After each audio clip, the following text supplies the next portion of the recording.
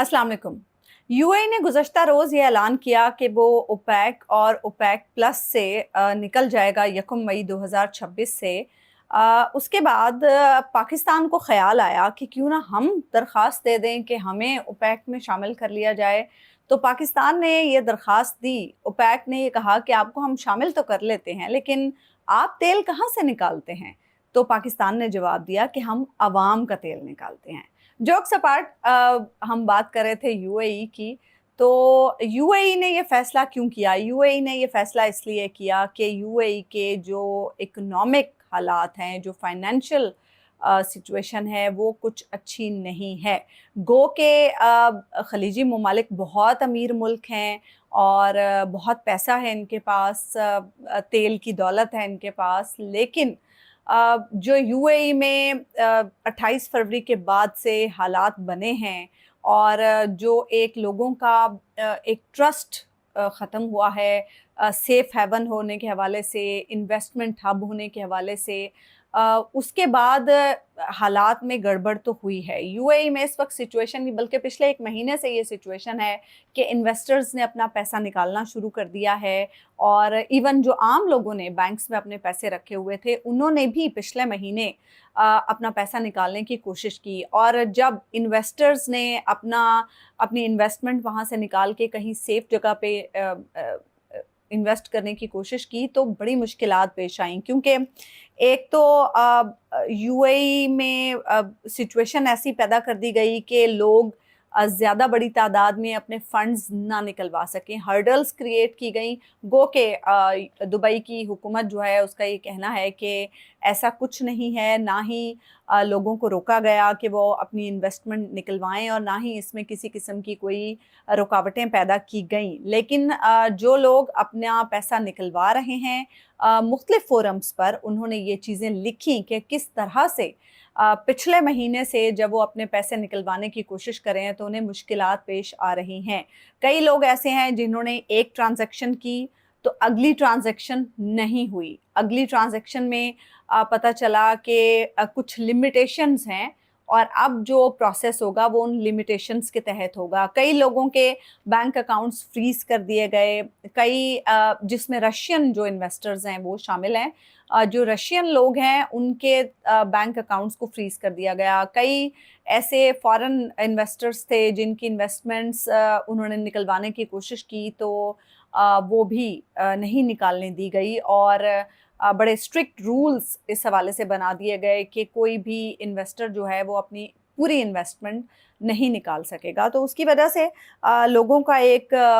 Definitely trust तो breach हुआ है। और उसके बाद फिर हमने देखा कि दुबई के जो सेंट्रल बैंक है उसे इंटरवीन करना पड़ा, उसे एक सपोर्ट पैकेज का ऐलान करना पड़ा इस सारी सूरत हाल को मद्देनज़र रखते हुए। लेकिन बहरहाल फॉर ईयर्स अब लोगों का दुबई से ट्रस्ट ख़त्म हो गया है इन्वेस्टमेंट के पॉइंट ऑफ व्यू से। तो ऐसी सूरत हाल में यकीनन दुबई को अपने लिए खुद ही कुछ करना है और दुबई ने सोचा कि हम तो इतनी ज़्यादा ऑयल प्रोडक्शन करते हैं, तो हम क्यों ओपेक के अंडर रह के एक लिमिटेड कोटे के तहत अपना तेल बेचें और कम पैसे कमाएं। क्यों ना खुली मार्केट में जाया जाए और अपनी मर्ज़ी से तेल बेचा जाए, अपनी मर्ज़ी से तेल पैदा करें, अपनी मर्ज़ी से बेचें और पैसा कमाएं। तो यही सोच के यूएई ने ये फ़ैसला किया है और अब इससे ये कहा जा रहा है कि ओपेक में जो दीगर ममालिक हैं उन पर प्रेशर आएगा, उनके लिए चैलेंज बढ़ेगा। सऊदी अरब के लिए ख़ास तौर पर चैलेंज बढ़ेगा। और पिछले कुछ अरसे से हम देख रहे हैं कि यूएई और सऊदीया के दरमियान जो बढ़ती हुई टेंशन्स हैं, वो रिफ्ट मज़ीद गहरी हुई है इस वॉर के बाद। तो इस सिचुएशन में यूएई जो है शायद सऊदीया को भी कुछ टफ टाइम देना चाहता था। बहरहाल जो माहिरीन हैं उनका ये कहना है कि ओपेक से निकलने वाला यूएई कोई पहला मुल्क नहीं है। इससे पहले हमने देखा 2019 में कतर ने ओपेक को छोड़ा, फिर उसके बाद एक्वाडोर ने ओपेक से अलहदगी इख्तियार की, फिर अंगोला ने ओपेक से अलहदगी इख्तियार की 2024 में। और जो एक्सपर्ट्स हैं उनका ये कहना है कि यूएई के बाद मज़ीद मुल्क भी اوپیک کو چھوڑ سکتے ہیں. جو حالات ہیں اس وقت اور جس طرح سے ٹینشنز بڑھتی ہوئی دکھائی دے رہی ہیں, جس طرح سے آج بھی ڈونلڈ ٹرمپ نے جب بلاکیڈ ایکسٹینڈ کرنے کے حوالے سے تیاری کا حکم دیا ہے, تو ہم نے دیکھا ہے کہ آئل کی جو پرائسز ہیں عالمی منڈی میں وہ $117 فی بیرل پر چلی گئی ہیں. اور قلت ایسی ہے کہ بلاکیڈ کی وجہ سے جہاز جو ہیں وہ گزر ہی نہیں پا رہے, اور ایرانی تیل تو بالکل ہی نہیں نکل پا رہا ہے ایرانی سرزمین سے. اور آج بھی یہ خبریں آ رہی تھیں کہ ایران میں مختلف علاقوں میں جو تیل کے کنویں ہیں یا جو تیل کے ریزروز ہیں وہاں پر آگ لگی ہوئی ہے, جس سے بڑی ایک پریشانی بھی پیدا ہوئی لوگوں میں کہ یہ کیا ہو رہا ہے, کہیں دوبارہ کوئی حملہ تو نہیں ہو گیا. لیکن اس کے بارے میں جب تھوڑی ریسرچ کی تو معلوم ہوا کہ یہ آگ نہ تو امریکہ نے لگائی ہے نہ اسرائیل نے لگائی ہے, یہ آگ خود ایران نے لگائی ہے. بیسیکلی چونکہ بلاکیڈ ہے, بلاکیڈ کی وجہ سے ایرانی تیل کی ترسیل نہیں ہو پا رہی ہے, اور جو آئل ریزروز ہیں وہ مسلسل فل ہوتے چلے جا رہے ہیں. تیل کے کنوؤں میں تیل مسلسل اپنی لمٹ تک آتا جا رہا ہے کہ اس لمٹ کے بعد اس میں گنجائش نہیں بچتی ہے. تو ایسی صورتحال میں جو ایکسپرٹس ہیں وہ یہ کہتے ہیں کہ اگر تیل کا کوئی کنواں اپنی لمٹ تک فل ہو جائے اور پھر اس سے زیادہ اس میں گنجائش نہ ہو, تو پھر اس میں کئی قسم کے مسائل پیدا ہو سکتے ہیں. اس میں پانی بھی مکس ہو سکتا ہے, یا کچھ ایسی چیزیں مکس ہو سکتی ہیں کہ اس کے بعد وہ جو تیل کا کنواں ہے وہ ناکارہ ہو جائے, وہ کام کا ہی نہ رہے. تو ایسی صورتحال میں اب ایران چونکہ تیل کی ترسیل نہیں کر پا رہا اس بلاکیڈ کی وجہ سے, تو ایران نے ان کنوؤں سے تیل کو نکالا اور ٹینکرز میں یا مختلف ریزروز میں رکھ کے اسے آگ لگا دی. ڈیفینیٹلی ایران والوں کے پاس اس کے علاوہ فی الحال تو کوئی چارہ نہیں ہے, گو کے متبادل راستے بھی ایران نے اپنائے ہیں, لیکن لینڈ روٹ سے کتنا ایک تیل ایران ایکسپورٹ کر سکتا ہے. تو ایسی صورتحال میں پھر ایران کے پاس یہی صورت باقی بچتی تھی کہ وہ اپنے جو تیل کے ریزروز ہیں انہیں آگ لگا کے اس تیل کو ضائع کرے. تو بہرحال ایک طرف اتنا تیل ضائع ہو رہا ہے اور ایک طرف پاکستانی قوم جو ہے وہ ترس رہی ہے, اور اتنا مہنگا تیل ہم خریدنے پہ مجبور ہیں. اور یہ جو بربادی ہو رہی ہے نا, یہ بربادی صرف ہماری یا ایران کی یا کچھ اور ملکوں کی نہیں ہوئی, یہ اب پوری دنیا کی بربادی ہونے والی ہے. جس طرح سے تیل ضائع ہو رہا ہے اور اس بلاکیڈ کی وجہ سے تیل کی شارٹیج پیدا ہو رہی ہے اور ایران کو اپنا تیل جلانا پڑ رہا ہے, تو آنے والے دنوں میں ابھی تو $117 فی بیرل پر گیا, پتہ نہیں آنے والے دنوں میں کہاں تک جائے گا. اور پھر جس طرح سے ٹرمپ کا جو دماغ ہے اور وہ مختلف جو چیزیں سوچتے رہتے ہیں بیٹھ کے خود ہی اپنی کابینہ کے ساتھ, تو ایسا لگتا ہے کہ جیسے ایک بار پھر سے وہ کسی جنگ میں کودنے کا سوچ رہے ہیں. لیکن اب ایسا ہونا ویسے ممکن نہیں ہے. لیکن بہرحال مذاکرات کے حوالے سے بھی کوئی خاص سمجھ نہیں آ رہی ہے کہ یہ اونٹ کس کروٹ بیٹھے گا. لیکن یہ جو تیل کا معاملہ ہے یہ بہت اب خطرناک ہوتا چلا جا رہا ہے, اور اس میں دنیا کا بڑا نقصان ہونے جا رہا ہے. پہلے ہی بڑا نقصان ہو رہا ہے, مزید نقصان بھی ہو رہا ہے. بہرحال ہم بات کر رہے تھے یو اے ای کے حوالے سے کہ یو اے ای جو ہے ایک تو وہ ڈیفینیٹلی اپنی معیشت کو بہتر کرنے کے لیے, زیادہ پیسہ کمانے کے لیے اس وقت یو اے ای بہت خواہش رکھتا ہے, کیونکہ ابھی پچھلے دنوں اس نے امریکہ سے کرنسی سویپ کی بھی درخواست کی تھی, کیونکہ یو اے ای جو ہے وہ خود کرنسی نوٹ نہیں چھاپ سکتا, کیونکہ درہم جو ہے وہ امریکی ڈالر کے ساتھ منسلک ہوتا ہے. تو ایسی صورتحال میں مطلب یو اے ای کو درہم کے پیچھے امریکی ڈالر جو ہے وہ اپنے ذخائر میں رکھنے پڑتے ہیں. اب اس وقت بھی یو اے ای کی سچویشن یہ ہے کہ وہ امریکہ کے ساتھ کرنسی سوائپ کے ذریعے سسٹم میں لیکویڈیٹی شامل کر رہا ہے, اور اسی وجہ سے اس کی جو معیشت ہے اسے سٹیبل رہنے کے لیے پھر امریکی ڈالرز جو ہیں وہ مل رہے ہیں. اس صورتحال میں کچھ لوگ یہ گمان بھی کر رہے ہیں کہ یو اے ای کا جو سینٹرل بینک ہے وہ شرح سود میں کمی کرے گا, اور لوگوں کو یہ لگ رہا ہے کہ ایسی صورتحال میں اوپیک سے یہ جو علیحدگی ہے یہ ایک مایوس کن اعلان بھی ہے, اور اس کے ساتھ ساتھ یہ ایک ہنگامی صورتحال کا اعلان بھی ہے. दूसरी तरफ जो एक पॉलिटिकल साइड इसकी देखी जा रही है वो ये कि यूएई अलाइन तो खैर वो पहले भी इसराइल के साथ था और अमेरिका के साथ, लेकिन अब इसकी एक सिग्निफिकेंस इस लिहाज से है कि ओपेक से निकलने का मकसद ये है कि वो खलीज के बाकी ममालिक से कट के अब अपनी अलाइनमेंट डायरेक्ट अमेरिका और इसराइल के साथ करने जा रहा है, और उसके बाद क्या हालात बनते हैं इस खत्ते में वो भी एक अपनी जगह पे एक सवाल होगा। लेकिन इस वक्त जो पाकिस्तानी परेशान हैं वो इस वजह से हैं कि यूएई में 18 लाख पाकिस्तानी हैं तकरीबन,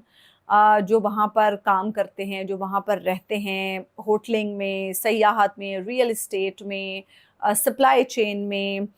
फिर एविएशन में, फिर बैंकिंग में, मुख्तलिफ शोबों में यूएई में पाकिस्तानी जो हैं वो काम करते हैं। और ये वो शोबे हैं इस वक्त यूएई के जो शदीद मुश्किलात का शिकार हैं। अभी पिछले दिनों मैंने अपनी वीडियो में आपको बताया कि किस तरह से यूएई के आइकॉनिक होटल्स जो हैं वो बंद हो रहे हैं, गो के उसकी तौजीह ये पेश की जा रही है कि वो मेंटेनेंस के लिए बंद किए जा रहे हैं, रेनोवेशन के लिए बंद किए जा रहे हैं, लेकिन रियलिटीज़ के बारे में कहा जा रहा है कि इससे कुछ डिफरेंट हैं। फिर जिस तरह से सयाहत बिल्कुल ख़त्म होकर रह गई है यूएई में, तो जो लोग इस इंडस्ट्री से वाबस्ता हैं उनका रोज़गार भी यकीनन इससे मुतासिर हो रहा है। और ऐसी सूरत हाल में पाकिस्तानियों के लिए, पाकिस्तान में रहने वाले उनके घर वालों के लिए बहुत ही परेशान कुन ये चीज़ें हैं, क्योंकि यूएई से जो हमें रेमिटेंसेस आती हैं वो भी अच्छी खासी उसकी अमाउंट है, तकरीबन 8 अरब डॉलर से ज़ायद रेमिटेंसेस हमें यूएई से आती हैं। तो जिस तरह का यूएई का हम बिहेवियर देख रहे हैं, ख़ास तौर पर जब से पाकिस्तान ने पीस टॉक्स में मीडिएशन की है, तो उसके बाद यूएई ने अपने जो 3.5 बिलियन डॉलर्स का उनका कर्ज था वो हमसे वापस मांग लिए, वो पैसे भी खैर वो तो एक मामूल का लेन देन था, लेकिन ऐसे वक्त में पैसे मांगना उसे इसी चीज़ से ताबीर किया जा रहा था कि यूएई ने